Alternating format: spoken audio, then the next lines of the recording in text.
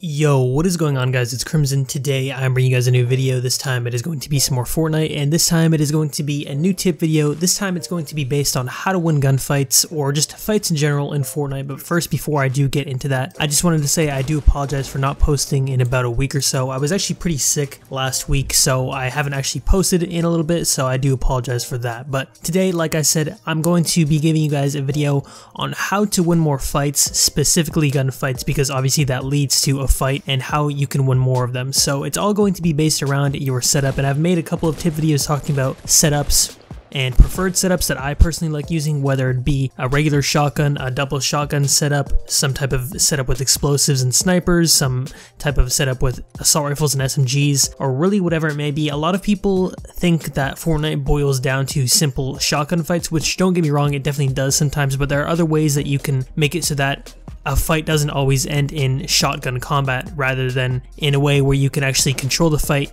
using an assault rifle or a sniper rifle or whatever the case may be. So let me get right into it. So like I said in the beginning, it's all going to come down to your setup that you're using. So a lot of players like to use just single shotguns, whether it be the tactical shotgun or the pump shotgun or the heavy. I don't often see players using the heavy shotgun as just a single shotgun, because it's kind of like a combination of the tactical shotgun and the pump shotgun, except it's not as good at range, whereas the pump shotgun, or I should say, excuse me, it's not as good up close. It's very good at range. The heavy shotgun obviously thrives at range, whereas the pump shotgun, obviously it has great range, but it's also very good up close, especially if you can nail that headshot. So me personally, I've stated before that usually I only run one single shotgun. Usually I actually prefer the pump shotgun, even with the nerfs with the slow animation and obviously the cocking and all of that. You can't really use the same pump shotgun that you could months ago in the game, back when even double pump was in the game. I never even used to double pump. I would just use a single shotgun. Even with the fast swap, I knew I could get away with using just one single pump and killing a player,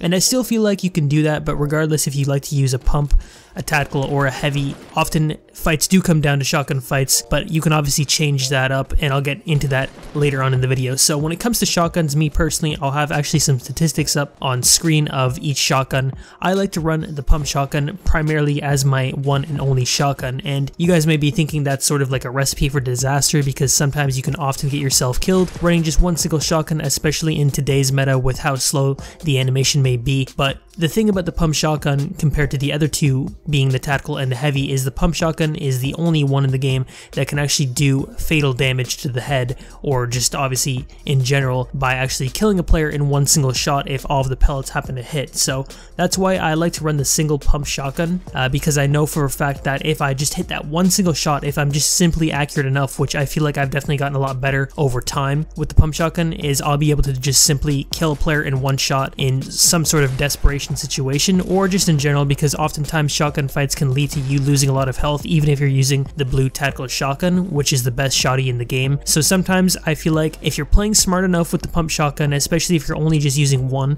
there's a certain playstyle for it, which I may actually make a video on in general in the future on the pump shotgun and how to play with it if you're just using one single pump shotgun, because obviously there's a different playstyle between the pump, the tactical, and the heavy. So using the pump, you definitely just want to be as accurate as you possibly can be. I'll definitely have some gameplay in the background. I do actually use a double shotgun in the background gameplay that you guys are watching for a little bit, until I happen to pick up a sniper, and then I end up dropping one of my shotguns just to rock with the single pump shotgun. So if you're using pump and you like to just use single pump shotguns, you definitely just want to play a little more passive, and if you know you have to play aggressive, you always want to aim for the head and just be as accurate as possible, because if you miss a shot with your pump shotgun, it can definitely end up in a bad situation for you. Whereas if you're using the tactical shotgun, obviously you have a little more freedom. You can be much more aggressive with the tactical shotgun, especially with the blue tactical shotgun, although you can't actually do over 200 damage to the head with the tactical shotgun, so you can't kill in one single shot, whereas you can with the pump.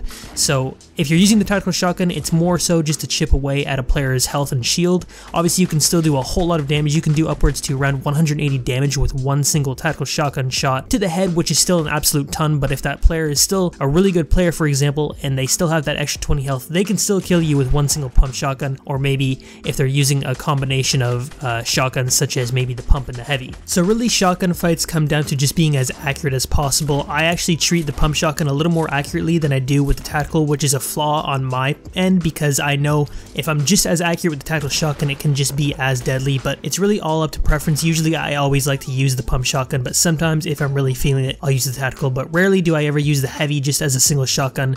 Unless I'm using double shotgun, then I just won't use it. So as for assault rifles, obviously it's super simple. You just want to be as accurate as possible as you can be with the assault rifles. Always use that first shot accuracy to your advantage, and don't be afraid to shoot someone from a distance even if they have no idea where you are. If you have the drop on them, you always want to chip away at their health, because they could be an insanely good player or they could still be really bad, but chipping off on that extra health, regardless if it's only just a little bit of damage, is always helpful, especially if you have the one shot accuracy advantage in your favor. So getting on to the big parts of gunfights now, this is going to be based around power weapons, and what power weapons are, they're going to be explosives and snipers, specifically the rocket launcher and the RPG, and then the bolt action snipers, and I suppose the hunting rifles do count in this situation. Now the reason why I call them power weapons, and I actually learned this from Ninja, obviously being probably the most popular Fortnite streamer out there, is I call them power weapons because of the fact that they do guaranteed damage for each person you hit. So say for example the bolt action sniper, the rarest, or I would say the most uncommon, or I should say the most common sniper, the bolt action is the rare sniper, or the rare bolt action, the blue one, and that is still going to do a guaranteed 105 damage to the body and over 200 damage to the head. So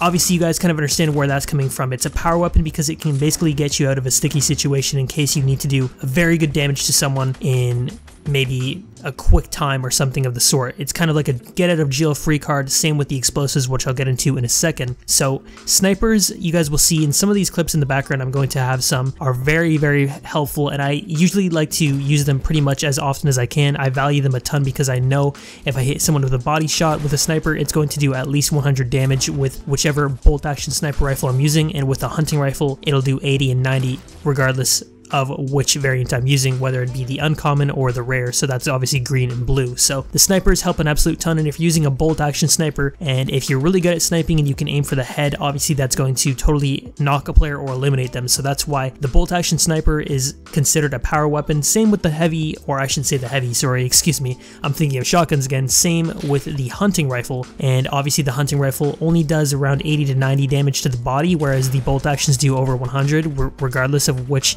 weapon rarity you're using. But the hunting rifle, if you hit a player in the head, will completely eliminate them or knock them as well. So that's why those are considered power weapons. And as for the grenade launcher and the rocket launcher, I will have some statistics up on screen of those weapons as well. Those all do over 100 damage as well. So regardless of which rarity you're using, whether it be for the grenade launcher or the RPG, you're still going to do at least 100 damage for each player you hit. So it's guaranteed damage, whereas with shotguns, it's not guaranteed damage every single time. You sometimes get those weird critical damage shots where it's for 60, or sometimes for 120, or sometimes only for 8, whereas with the grenade launcher, the rocket launcher, or the RPG, and obviously with the snipers, specifically the bolt action and the hunting rifle, you're always going to be doing that very powerful damage with each shot you hit, regardless if it's to the head or to the body. And obviously for explosives, there's no such thing as really headshot damage unless you somehow get to, you know, somehow hit some player with a lucky grenade headshot, which is some sort of glitch in the game. I'm not even sure if that's in the game anymore, but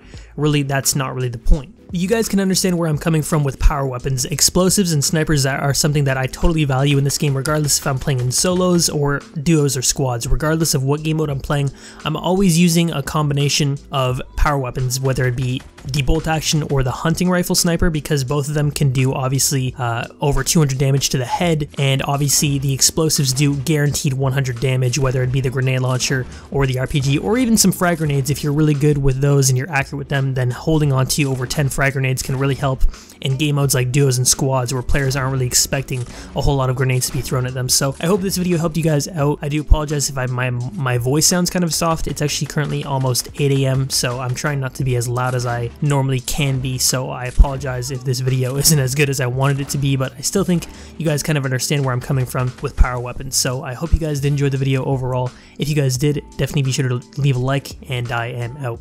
Peace.